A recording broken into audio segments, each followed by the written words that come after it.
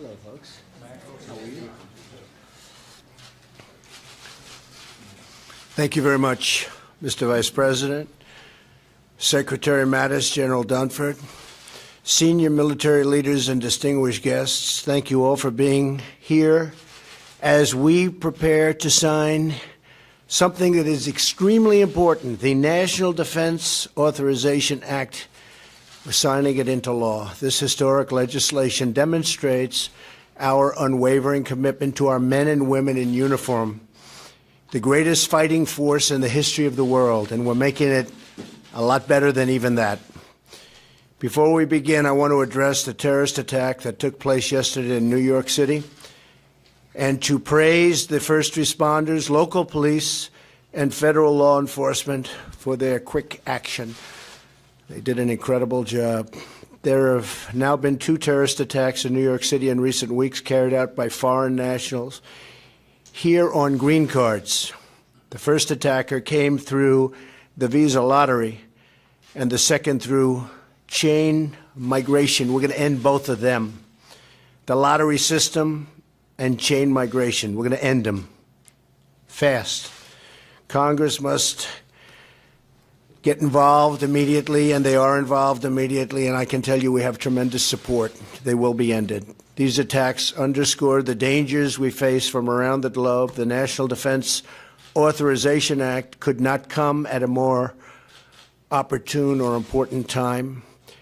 This legislation represents a momentous step toward rebuilding our military and securing the future for our children.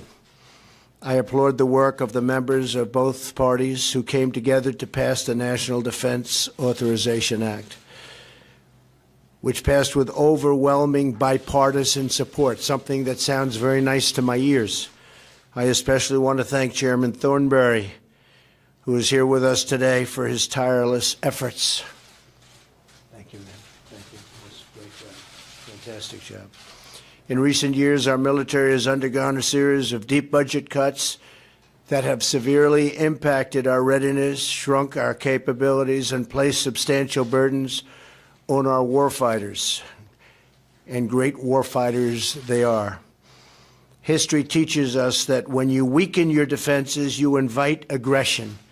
The best way to prevent conflict or of any kind is to be prepared and really be prepared. Only when the good are strong will peace prevail. Today, with the signing of this defense bill, we accelerate the process of fully restoring America's military might. I also want to thank Senator John McCain for the work he's done on this bill. He has fought very, very hard to make it just the way he wants it and that we all want it. This legislation will enhance our readiness, expand our modernize our forces, and help provide our service members with the tools that they need to fight and to win. We will fight and win, but hopefully with this we won't have to fight because people will not be wanting to fight with us. It authorizes funding for our continued campaign to obliterate ISIS. As you know, we've won in Syria, we've won in Iraq, but they spread to other areas, and we're getting them as fast as they spread. We've had more success with ISIS in the last 8 months than the entire previous administration has had during its entire term. It approves missile defense capabilities as we continue our campaign to create maximum pressure on the vile dictatorship in North Korea. We're working very diligently on that, building up forces. We'll see how it all turns out. It's a very bad situation, a situation that should have been handled long ago by other administrations. It upgrades our ground combat vehicles, allows for the purchase of new joint strike fighter aircraft, and paves the way for beautiful new Virginia-class submarines, the finest in the world. Finally, the defense bill authorizes major investments in our military's greatest weapon of all, its warriors. The NDAA increases the size of the American Armed Forces for the first time in 7 years. and it provides our military service members with their largest pay increase in 8 years. Now Congress must finish the job by eliminating the defense sequester and passing a clean appropriations bill. I think it's going to happen. We need our military. It's got to be perfecto. At this time of grave global threats, I urge Democrats in Congress to drop their shutdown threats and to send clean funding and a clean funding bill to my desk that fully funds our great military. Protecting our country should always be a bipartisan issue, just like today's legislation.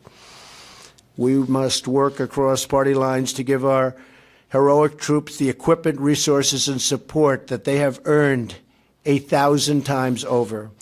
Together, we will send a clear message to our allies and a firm warning to our enemies and adversaries.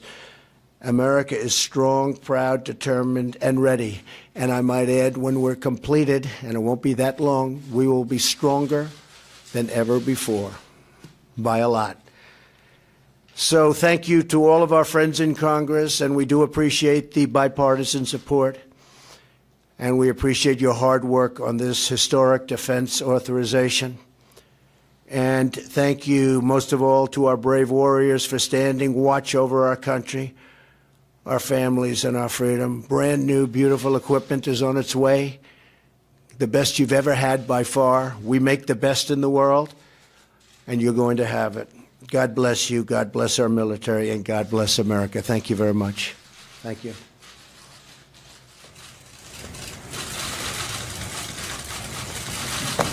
I won't be showing all of this to everybody, believe it or not. That's a lot of pages. That is a lot of pages.